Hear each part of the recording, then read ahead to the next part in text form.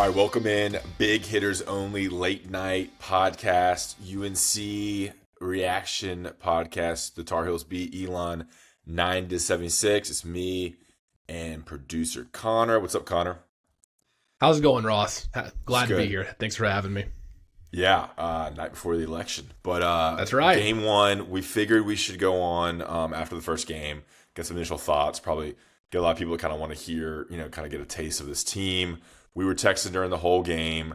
It got closer for a little bit. Elon took the lead I wrote down. Elon took the lead at the 6:48 mark, 71-69. And then RJ responded with a quick 2 and then a huge 3.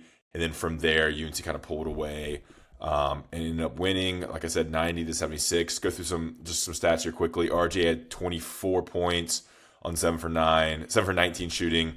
Elliot Cadeau, who I thought played great, had 17 points. Seth Trimble had a big first half, I think 12 in the first half, finished with 15.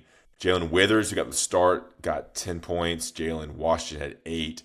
Beyond that, kind of nothing really too impressive. One thing that stood out to me, Cadeau had 8 assists, and RJ Davis had 7 rebounds. Jalen Withers, the only Tar Heel in double figures in rebounds with 10. All right. Obviously, it got kind of close there, but there were some impressive performances, some question marks, some concerns. I know you had this kind of 3-question thing you want to throw out. I think it's a good way to get started. Hit us with the 3 kind of topics, or one at a time, and it will lead to some discussion about this game. Yeah, first one I wanted to bring up, 1-0 game against Elon. Ross, what was your biggest surprise from tonight? It could be player-oriented or team-oriented. You can go any direction you want. I mean, I think the surprise is the struggles there late. It seemed like they don't have, until RJ came back in, they kind of like lacked purpose, I felt, and they had a young, kind of inexperienced lineup out there. And so I was surprised that UNC struggled against Elon, because you think, UNC's number 2 preseason in the ACC, top 10 in the AP poll. You don't expect them to struggle there.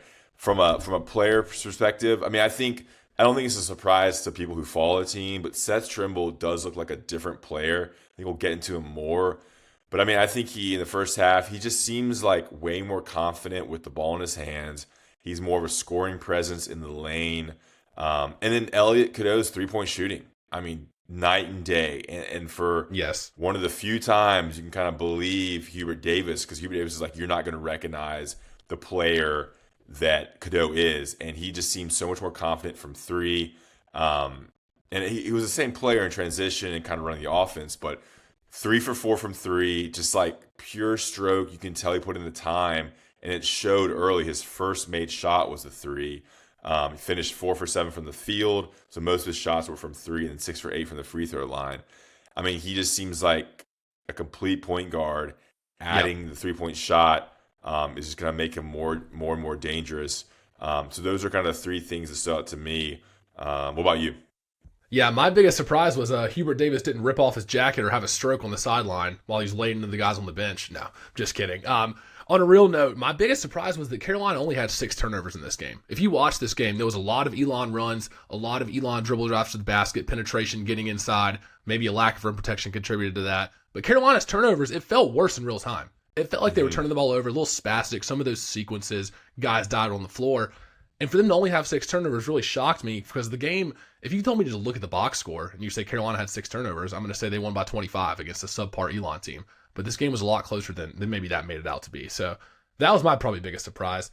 We can move on to most encouraging thing you saw tonight, most encouraging sign. Once again, player, team-oriented, take it any direction you want. Yeah, I mean, I mentioned Elliot and Seth. I think those are 2 really encouraging things. Those are the guys who are going to have to be really good for UNC. I think it told you a lot that Hubert is starting Elliot Cadeau, RJ, and Seth. I think Seth has to start. Like, even though that's a very small backcourt, Seth plays so much bigger, and I mean, he may end up being UNC's second best player behind RJ. But I will go with Jalen Washington as my encouraging sign. I thought in the second half, he had 6 straight points. He is doing the things you expect of him. Now, there were some times, he got blocked, or maybe wasn't the strongest guy, but that's not who he is. He's not Armani Bacot. But when he got opportunities, when he got the ball in the paint, he scored. And I thought he had a good run there early in the second half to help UNC pull away with just dunks and physical and kind of catching the ball and dunking them and making the easy baskets. That was encouraging to see. I think there's always been some questions about what he's really going to be. He played 21 minutes. Yep. And I thought Withers was good too. Withers hit 2 threes. He started, which I think Hubert's going to roll out different starting lineups each game depending on matchups. I think that's what he was going to do. Or maybe Withers is just like the guy they need. He looks athletic. He's one of the strong. He looks like one of the stronger guys on the team, and he made 2 threes. He was rebounding 10 rebounds. He was making some shots. He seemed like a very confident, experienced presence. So those 2 guys, they need to be like solid to above solid for this team to be where they need to be, and I thought they were that tonight. So that was my encouraging sign, funny enough, was Jalen Withers' production. Honestly, on both sides of the ball, he had the double-double, 10 and 10. But what was encouraging to me is I didn't cringe every time he took a 3. He was 2 for 3 from 3. I thought the shot selection was a lot better than some of the games last year for sure. And to have those 10 boards on a team that really lacks that dominant front court presence, I think was huge, like you touched on. You mentioned Jalen Washington. Did it concern you at all that the rim protection didn't really seem like it was there? A lot of these dribble penetrations, it was just wide open. Yeah, I noticed that too a little bit. Like he's 6'10". He's not a massive guy. He's got long arms. He's just not a burly rim protecting guy. I think his team's gonna lack that. That might be what cost them, down the stretch in the NCAA tournament. They're not a full complete team, and that's you touched on that. Guys. Yeah, they missed on guys in transfer portal. They missed on 3 or 4 guys that went to other schools for more money, and that might cost them late unless they can just outscore teams. But Jalen Washington, I don't think is ever going to be, that really long defender. And you saw flashes of that today. Elon was pretty big. They had a 7'2" guy and a 6'11" guy. So it is concerning. And I think we'll see that. I think that's going to be an issue. I think rebounding and block shots are going to be and rim protection are going to be kind of a concern we see and a theme we see, every game. And it's just UNC is going to have to counteract that with outscoring teams and beating teams down the floor and playing a different type of defense than we're used to. And you touched on that in the interview you had with Joel Berry. By the way, go watch that if you haven't. Great interview. You touched on that. You said Jalen Washington might not ever develop into that 30, 35-minute a guy center that this team might need. Maybe he is only a 20-minute per game guy. I'm curious to see how much Vin Allen Lubin we see when it gets to conference games or even on Friday against Kansas and some of these bigger matchups. Because Vin Allen Lubin, I thought he played pretty well tonight. He might be undersized, but I thought it was impressive. His positioning on rebounding, he was always looking to box out, wasn't really ball watching that much. And for a guy that maybe lacks 2 or 3 inches at the center position, that's pretty important. So I was impressed by him tonight. I'm just curious how much Vin Allen Lubin we see when it comes to Kansas on Friday night or some of the bigger conference games or the holiday tournaments. Yeah, it's a great point. 17 minutes tonight, 4 points, 2 for 4 from the field. 7 rebounds. He was getting it. He was getting in there. You'll take that, yeah. And I think you're right. He is the most physically imposing in terms of kind of like girth and size compared to Withers or Washington. Now, 10 for 10 from Withers, man. You'll take that. I mean, that is a great stat line. 10 for 10 from a guy who only plays 22 minutes. I mean, that's what you need. You need kind of these, 8 to 10 points and rebounds per game from these guys because it's going to be a big man by committee, as we've talked about in a couple podcasts. So the last of the 3 questions to kind of start the show, I wanted to ask you, what was your potential worry? I don't want to overreact to game 1. It's game 1 against Elon. We've seen Carolina basketball get off to slow starts in the past. We've seen them struggle against these mid-major teams. What is a potential worry or maybe a sign that you saw in game 1 that could be a bigger factor as we head into the season? I think I know where you're going with this. Yeah, I mean, I think this is what every UNC fan who kind of follows a team at all is thinking about. It's Cade Tyson. He was literally the best shooter in the transfer portal, and he was the focus of weeks of transfer portal recruiting. And he's 6'7", 6'8". He balled out at Belmont. He's a junior now at UNC, 2 years at Belmont, and he looked really bad against Memphis, right? I think he made 1 3. It was like 1 for 5, 1 for 6. Looks kind of scared, was hesitant to shoot. And then tonight did not start, which is kind of the first thing that kind of, you're like, all right, why is this guy not starting? Red flag. Exactly. And then goes out. He's 1 for 6 from the field, 0 for 3 from 3, and finishes with 2 points in 16 minutes. Now, he did have a plus-minus of 10, which is not not the best stat to look at, but does show that maybe he did some things that maybe weren't in the stat line. Only 2 rebounds and 2 fouls. The 2 points and 1 for 6 from the field and not making a 3 is very concerning. Now, this is a guy who I think his sole purpose, I watched him a lot. He doesn't really mix it up inside on offense. UNC plays kind of 4 out, 1 in. He's finding the corner spots. He's moving without the ball, and he's looking to catch the ball and shoot. And he just lacks confidence. He looks a little scared. And I don't want to jump the gun on this. Right. But now we have kind of 2 games. I didn't watch the other exhibition. The game. Johnson City, yeah. Yeah, I don't think I watched that one, but I did watch Memphis all the way through, and I watched tonight against Elon. And I mean, he did not add much. I mean, I'm not sure he detracted much, but your job is to hit threes. Like, you were here, he's probably making NIL money. He's on scholarship. His job is to hit threes, and he hit 1 shot. It was a mid-range jumper, and he looks scared. He's not confident, and I worry that with the pressure of UNC basketball, it's going to kind of snowball.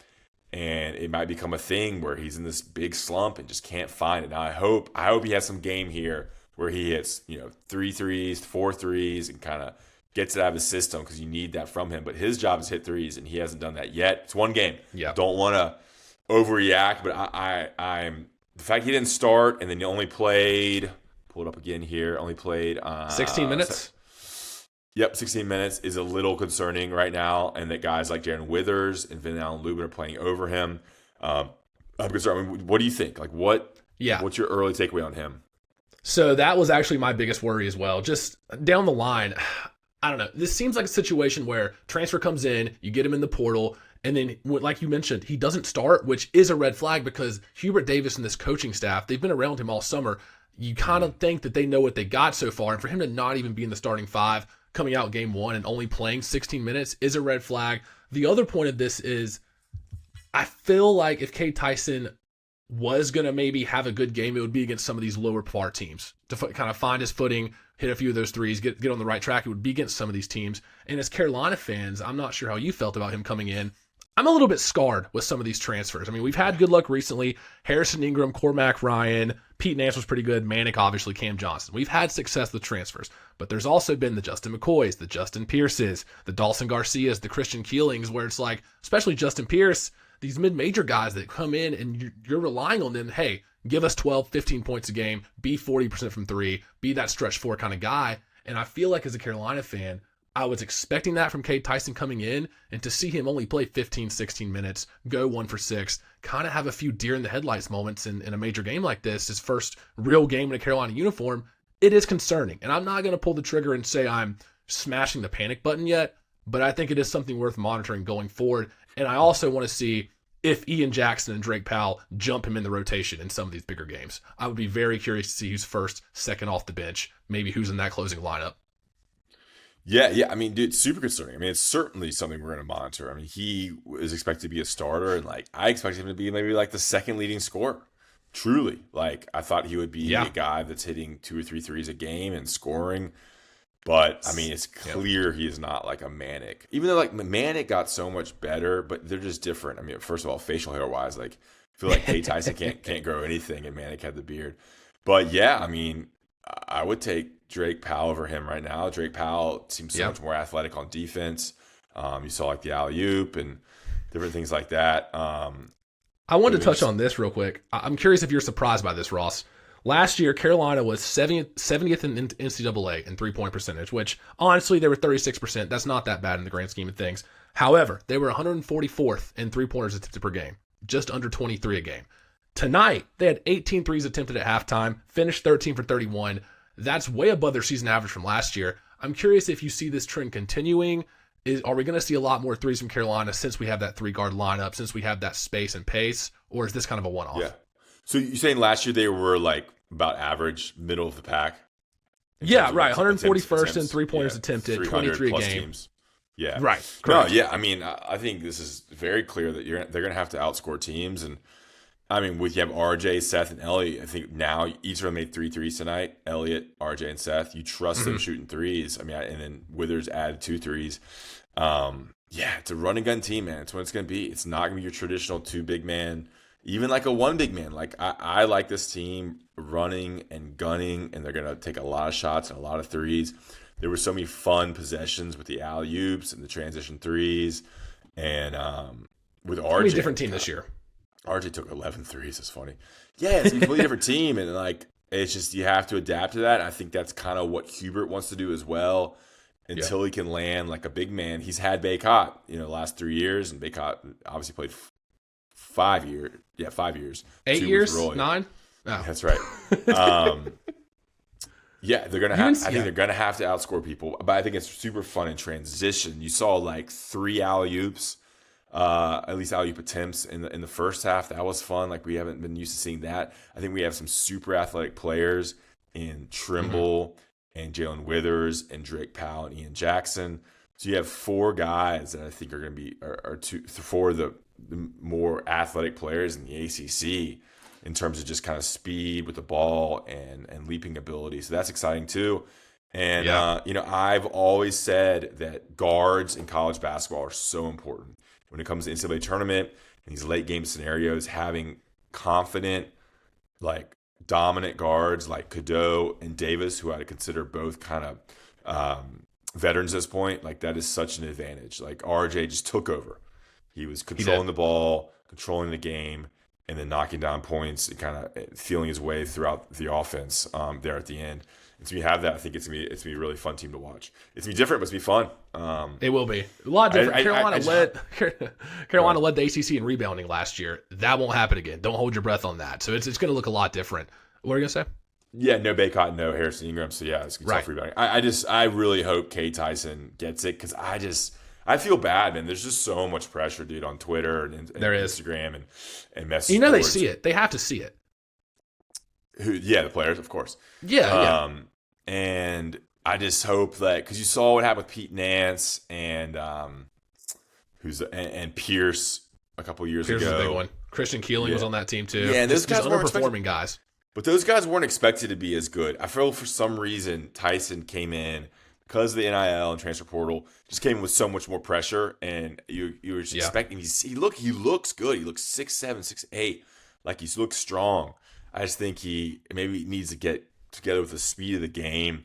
Maybe he's feeling rushed and feeling the pressure already, which is not good. So I just hope that would change the game if he can make those corner threes. Then you have all these guys driving and then kicking out, and you have a 6'7", 6'8" guy knocking corner threes. Yeah, that would be huge. Another positive I wanted to hit on: Elliot Cadeau was 19% from 3 last year. You saw it every game. Teams weren't guarding him. They're guarding like Ben Simmons in the NBA. They were playing him at the free throw line. Tonight, obviously, hit 3 threes, 3 for 4 tonight. Looked a lot more confident in his shot. A lot more confidence in general, attacking the lane, dribble penetration, finishing strong, and I think really seeking out the contact.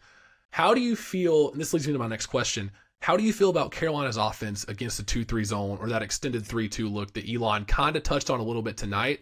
Because if Cadeau's hitting 35% from 3, I feel pretty comfortable with that. But it's a matter of the people around him. Is Withers going to hit that corner 3? Is K Tyson going to emerge and hit that corner 3? Because that zone, it really gave Carolina some trouble tonight. So I'm curious your thoughts on that. Yeah, definitely during Elon's run, it feel like UNC couldn't score against that zone. The one way to beat the zone, right, is to knock down threes, and force them out of it. Yeah. I think Baycott was really good at being in the middle of the zone and passing out of it. So I know you texted me this, but finding someone who can do that, whether that's a Withers or a Drake Powell, someone who can kind of hop right in the middle there. It draws in people, and then you pass out and hit a 3. I think UNC had a lot of success in the short corner on the baseline with players in the past. We got to find that. But I don't know, man. I'm not a huge X and O's guys, but I just know that shooting will break down zones, and you have to have someone who can distribute in the middle. You can kind of pass it in, and if they can hit that kind of 10-foot jumper, that's an advantage, or they can pass it out or drive a little bit and just got to draw the defenders in. But I think Hubert can coach against the zone. I'm not super worried about that. Okay. Cool. How far are we in now? Almost 20 minutes. Yeah. I feel good. Do you have? So they got Kansas on Friday. On Friday, I think the plan for this podcast is we'll do big games. And this is the first game. So the first game's big game. We want to get talking about it. And obviously, ACC games, we'll put more focus on that. We probably won't do every game in the preseason. But we may hit you against Kansas. I think I'm going to the Alabama game. I'm going to some of these games as well. I mean, Connor's a great host. I have Connor and Mike and some other people. We're trying to get Spencer Dalton on, some walk-ons on, former walk-ons get on here as well. So we have a variety of post-game people, whether it be just me and Connor or Connor and someone else, or three of us going on. That's the plan here. All right, any last takes? I had one more thing for you. It's not even that much game related. Did you notice the Elon starting front court? 4 and 22. I think Sherry's one of them. The big white guys. How short were their shorts? Is this allowed? It's like they're wearing Nike Pros out there. I was shocked. Well, I love the phrase look. I mean, it was funny because they all had short shorts. Guys out, thighs out. I get it, but man, I wonder if that's just everyone wanted that, or that's just the style and cut of the shorts. But dude, you're younger than me. You're 10 years plus younger than me. Dude, back when when I was in high school and college, like it was baggy. Like you've seen those pictures from NBA. Yeah. I mean, baggy shorts. So to see it goes shorts now. We've been in the shorts era for a while. I think it's almost going back a little bit more baggy. But it was. I could never do it. What, shorts? You couldn't do it. I was playing the 5 in high school growing up, and a little bit in like rec ball in college. Could not do the shorts. I had to have them at the knees or below, Ross. Could not do the short stuff. People were rolling them up like 4 times in the locker room. Just absolutely stunning stuff. Yeah, I'm a knees and above guy. Basketball's a little different though. You have to have a little baggier for basketball. Okay, so I think the major takeaway here. All right, UNC gets a win, 1-0. Kansas on big game against Kansas. Kansas is one of the top 5 teams in the nation. I think Bama, who UNC plays at home, is another top 5 team in the nation. So there's some huge tests to this team. I think it's good that UNC kind of got a little bit tested there. I think feeling that pressure and feeling that discomfort is good for a team to grow. 90-76 win. Quickly, what do you think about Drake, Powell, and Ian Jackson? Is there anything that stood out to you? Yeah, so I thought they started the game strong. I thought in the first half especially, they seemed confident with the ball, attacking the lane. And usually with these freshmen, even like the highly touted freshmen at Carolina, sometimes there's a deer in the headlights moment where they're a little bit nervous, miss a few shots. They started off strong, finished not as great. I think they were, 2 for 8 for Powell and 2 for 7 for Ian Jackson. So the shooting numbers weren't as great as I would have hoped. But I thought they started out strong, and they made some decisive plays on the ball, which is what I like to see. What about you? Yeah, I mean, not too impressive offensively. They weren't really given too much time either. 17 minutes for Drake and 12 minutes for Ian Jackson. I mean, these guys are 5 stars, but they're playing behind some really good backcourt players. I think it's important to watch what Drake Powell does on defense for those who watch the game, on TV and in person. Like, watch Drake Powell on defense. He's an elite defender. He's going to get better and better. You can't, it's one game, so you can't expect too much. But these guys they're getting first-round lottery draft projections. So if Drake Powell and Ian Jackson, I think Ian Jackson's kind of thought of as a one and done. And Drake Powell, if he develops any sort of offensive game, I think he could be one and done. He just seems like a guy who might want to stay for an extra year. Will they get enough minutes though, Ross? Yeah, but it doesn't matter, dude. Marvin Williams didn't even start for UNC. So that's true. Yeah, Drake Powell and Ian Jackson could be the same deal. If you're going to be a first round projection guy, you got to go. Which sucks because these guys are awesome, but you want UNC to produce pros, and they have a chance to be pretty good pros. Did you watch any Duke at all? I watched a little bit. Cooper Flagg had a couple of good highlights. The one thing about Duke, man, they got the centers this year. We know Cooper Flagg's going to be awesome. They've got the rim protection. They've got the big men inside. That worries me, I will say a little bit. Did you watch any of it?